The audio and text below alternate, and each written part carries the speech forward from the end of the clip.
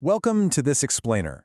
So today we're tackling something you and I literally do every single day, but we probably rarely stop to actually think about. I'm talking about buying things.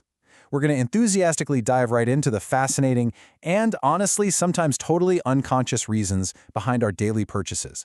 By decoding consumer behavior using some really well-established psychological and structural theories, we can actually start to see the invisible forces at play every single time we open our wallets. Okay, so think about your very last purchase for a second. Why did you really buy it? Was it driven by just pure calculating logic? Or, was it maybe an unconscious brand affinity you didn't even realize was planted in your brain? Or could it have just been a deeply ingrained habit that you didn't even notice playing out? See, we love to think we're completely in control, but as we're going to see, the reality of how we think, learn, and decide is a whole lot more layered, and honestly, way more interesting. Here's our roadmap for today. We'll start with the 4 lenses of behavior, then look at contrasting motives. After that, simple decision models, followed by complex structural frameworks, and finally, why your choices matter. Section 1, 4 lenses of behavior, seeing the shopper. All right, our first lens is Marshallian economics. This theory basically treats your wallet like it's hyper-rational. It links consumer demand directly to 3 concrete things: price, income, and available substitutes. So, under this lens, every single time you buy something, you're essentially applying rational choice theory. You're trying to maximize your utility by asking yourself, okay, how much does this cost? How much money do I make? And are there any better or cheaper alternatives?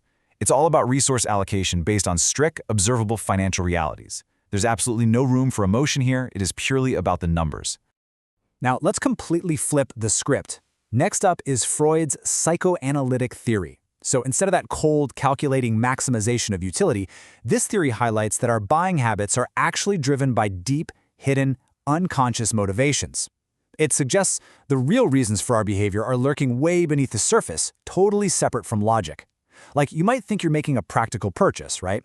But Freud's lens argues you're actually satisfying an unconscious drive you might not even be fully aware of. It's like buying a massive, rugged SUV, not because you're actually going off-roading, but to satisfy a subconscious desire for dominance and safety on the road. Moving on to Section 2, contrasting motives, logic versus emotion. Just imagine the ultimate tug-of-war happening right inside your own mind. On one hand, you've got this hyper-rational Marshallian calculation of price, income, and substitutes.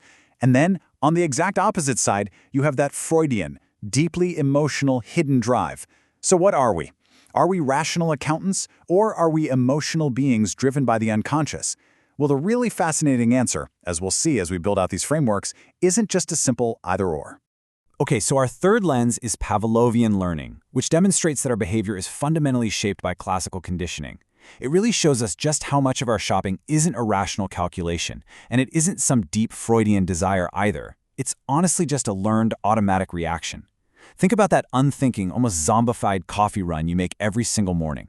You know the drill. You see the logo, you feel the craving, you buy the coffee. It's just a conditioned loop of stimulus and response.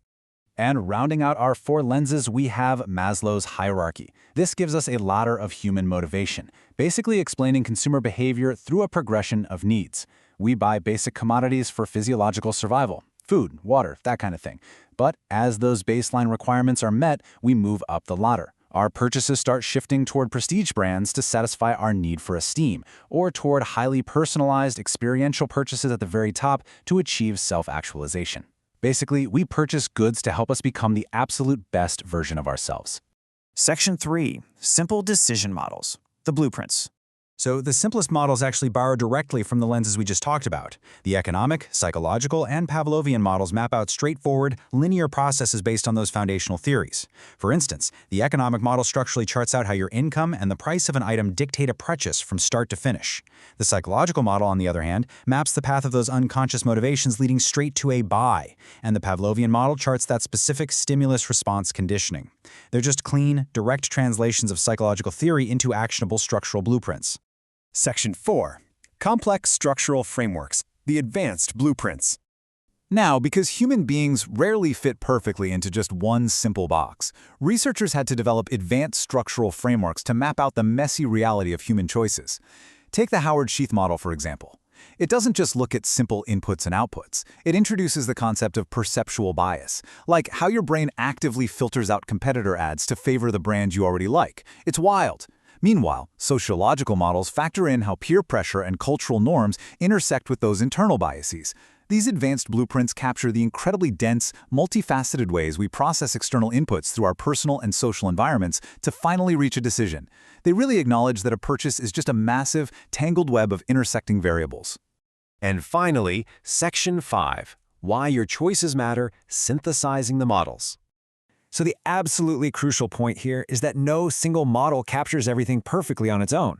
Your daily choices are a complex, sometimes messy combination of all these distinct frameworks working together at the exact same time. Like, in a single day, you might make a hyper-rational Marshallian economic choice when you're buying car insurance, but then succumb to a Freudian unconscious desire when picking out a flashy new jacket.